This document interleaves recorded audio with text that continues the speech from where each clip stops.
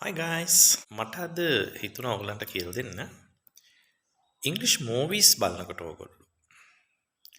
ඒ කියන්නේ ඉංග්‍රීසි චිත්‍රපටි බලනකොට නිතර ඇහෙන වචන දෙකක් තමයි මේ wanna සහ gonna කියන වචන දෙක. ඉතින් ගොඩාක් ආධුනික ළමයිට මේ වචන කොහොමද නිවැරදිව වාක්‍යයන් වල පාවිච්චි කරන්නේ කියන ගැටලුව තියෙනවා. ඉතින් ඒ වචන දෙක කොහොමද පාවිච්චි කරන්නේ කියන එක අද අපි කතා කරමු. ඔව් හොඳයි. දැන් ඔයගලන්ට මෙතනදී පේනවා මේ උදාහරණ වාක්‍ය වල දැන් බලන්න පළවෙනි උදාහරණය I want to go. දැන් ඔයාලා දන්නවා I want to go කියලා කියන්නේ මට යන්න ඕන. මට ඕන යන්න. නැත්නම් මට යන්න ඕන I want to go. දැන් මේ want to වෙනුවට අපිට මේ wanna කියන word එක යොදා ගන්න පුළුවන්. දෙතර ඔයාලන්ට පේනවා හොඳට මේ want to වෙනුවට තමයි wanna කියන වචනය අපි පාවිච්චි කරලා මෙතනදී තියෙන්නේ. එහෙනම් I want to go කියන එකම ඉංග්‍රීසි වලින් අපි මෙහෙම කතා කරනවා I wanna go. ඒතර wanna භාවිතා කරනකොට I අමුතුවෙන් අපි to එකක් දානවද? නැහැ. I අමුතුවෙන් to එකක් දාන්නේ නැහැ. මොකද මේ wanna කියන word එකේ to එක තියෙනවා.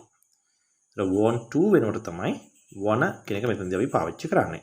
එහෙනම් I want to go I wanna go.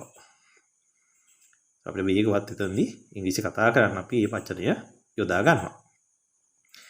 ඊට දෙවෙනි උදාහරණයේදී මේ බලන්න දෙවෙනි වාක්‍යය මන් තියනවා අරගෙන I want a chocolate.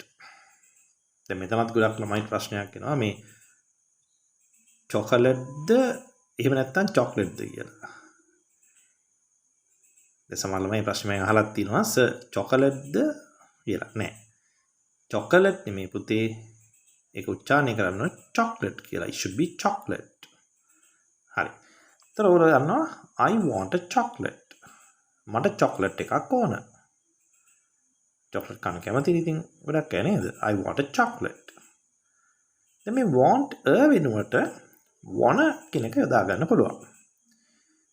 ඒතර එන ඔයාලට පැහැදිලිව පේනවා want to වලට විතරක් නෙමෙයි wanna පාවිච්චි කරන්නේ. want a වලටත් අපි wanna පාවිච්චි කරනවා. එහෙනම් I want a chocolate. I want a chocolate. එතකොට want to want a දෙආකාරයටම wanna කියන word එක පාවිච්චි වෙනවා. ඊපස්සේ අන්තිම උදාහරණය බලන්න. They are going to go home. ඒගොල්ලෝ ගෙදර යන්නයි හදන්නේ කියන අදහස වෙයි තියෙන්නේ. දැන් ඉංග්‍රීසියේ වාක්‍ය රටාවක් තියෙනවා පුතේ is going to කියලා වාක්‍ය රටාවක්. ඒකෙන් කතා කරන්නේ යමක් කරන්නයි හදන්නේ කියන අදහස. දැන් මම අලුත් බිස්නස් එකක් පටන් ගන්න හදන්නේ. I'm going to start new business. මම ඔයාට බඩක් කියන්නයි හදන්නේ. I'm going to tell you something. ඒ වගේ අපි is going to කියන වාක්‍ය රටාව කතා කරනවා. එතකොට දැන් මේ බලන්න they are going to go home. ඒගොල්ලෝ ගෙදර යන්නයි හදන්නේ.